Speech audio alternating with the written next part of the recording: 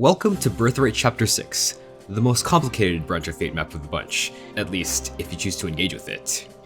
The goal of this map is to kill Xander, and that's something Ryoma can do unassisted, but if that's all you do, you're missing out on a ton of experience that your units could gain from defeating Camilla, Leo, and Xander. Since they're promoted while your units are probably below level 10, any of your units will gain nearly a full level from getting any one of these 3 kills, so naturally, we'll be taking full advantage of this to feed our units. In addition to the units that join Korn from chapters 1 through 5, we have control over 3 other Hoshiden royals, Hinoka, Takumi, and Ryoma.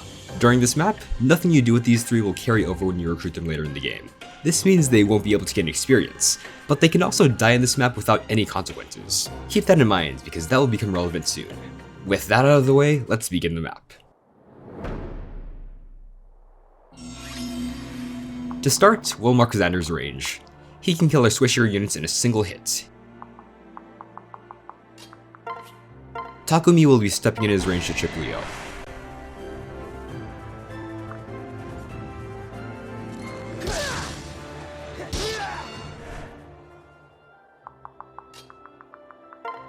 Kaze takes this opportunity to get the kill. Defeated by an inferior.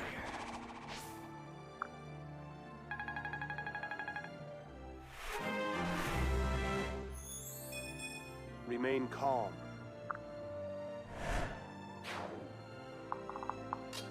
Finally, we have Ryoma body block the bridge. Now let's pause here. Ignoring what will happen to the right of the river, what will happen during the enemy phase?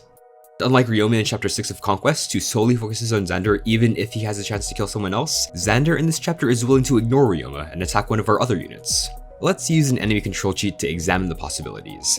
Enemies usually move in a fixed order every turn. It's not always obvious what the move order is, but any enemy that sees an opportunity to kill a unit will cut in line and take that kill for themselves. Of the 4 units we're examining to the left of the river, the only one that sees a kill opportunity is Xander. So he cuts in line to go first in the move order so we can get a kill. But Takumi isn't the only unit that Xander can kill. He can also kill Kaze. How does the AI decide which one to go for? All 3 of the units Xander is in range of can counterattack from any position he can attack from, so that factor isn't relevant. Looking at Xander's hit rates, he has an 89% chance to kill Takumi and an 84% chance of killing Kaze, so Takumi is the answer. The answer is actually a bit more complicated than this since there's more things that Fate's AI considers when choosing targets, and Xander on this map doesn't even seem to follow the standard rules of AI in Fates. But in my testing, Xander has always attacked Takumi when in this configuration. With Xander and Leo no longer able to threaten any of the units we care about this turn, let's move on to navigating around the last big threat of this map, Camilla. She comes equipped with a fire tome and an iron axe, and her mount lets her fly over the river. We'll need to be mindful of her threat range when taking on enemies on the right side of the river.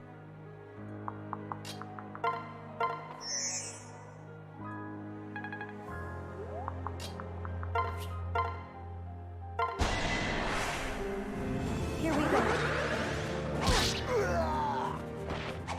Guess I did it right.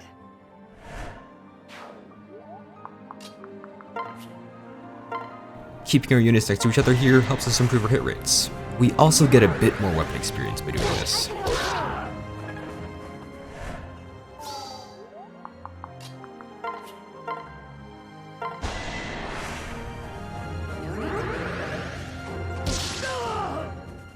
Yet another victory.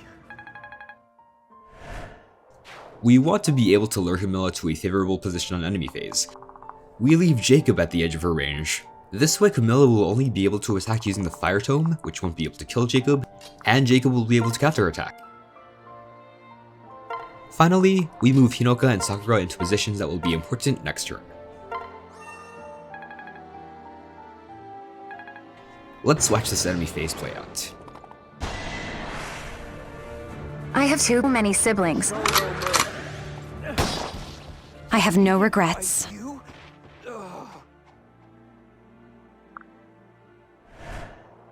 This Cavalier attacks Kaze, the only unit in his attacking range. Importantly, we leave the Cav alive here.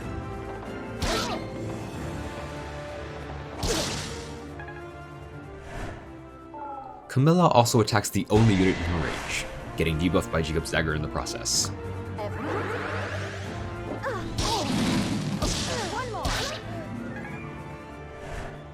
and the injured Cavalier baits Elise to heal him. From here, we're in position to kill every enemy on this map this turn. Kaze kills the Cavalier using Ryuma's Dual Strike, benefiting from Hinoka's personal aura that gives him +2 attack. Stand strong. We have won. Next, Ryuma attacks Xander, dealing 17 damage per strike, 4 more than his usual damage thanks to a +2 from Hinoka's aura and another +2 from his personal skills since he's being supported by Sakura. Xander is left at 4 HP, meaning anyone can finish him off if they dual strike off Ryuma. From here, Hinoka injures Camilla, setting up a kill we give to Korin.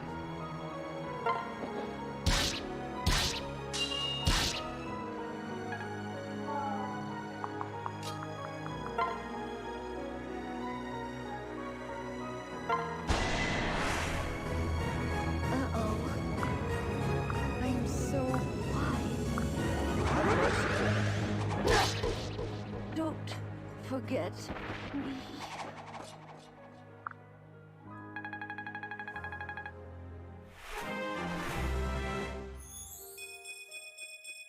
I'm here to help.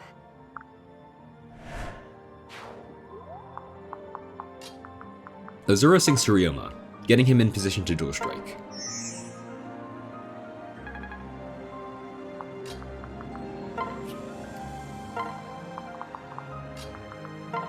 Jacob will be the first to attack, using Sakura's movement to get into range of Elise.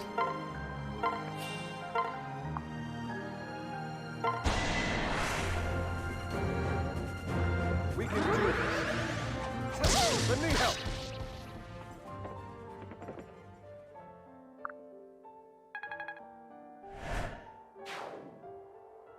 Finally, Rinka swoops in to land the final blow on Xander.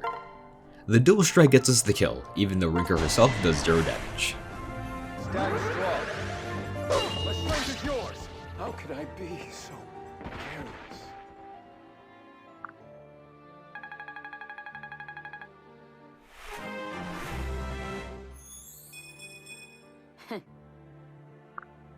This is a clear that I am particularly proud of, since the damage thresholds are very easy to meet, even if some of your units are stat screwed. And it's flexible enough that you can feed the Xander and Camilla kills to anyone you want, even if they deal 0 damage like Rinka. Here are some variations of the clear that you might want to use if you want to funnel your experience into other units. Korin can set up a kill on Camilla, letting the unit of your choice kill both her and Xander. A lot of players like to use Jacob as an early game carry, so this gets him 2 extra levels.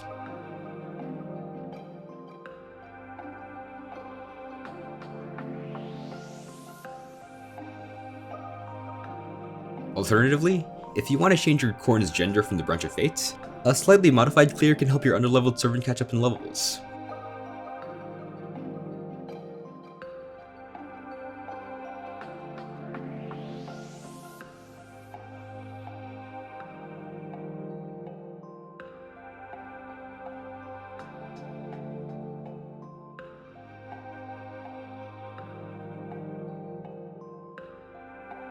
But the unit that I personally prefer to funnel my experience into is Rinka.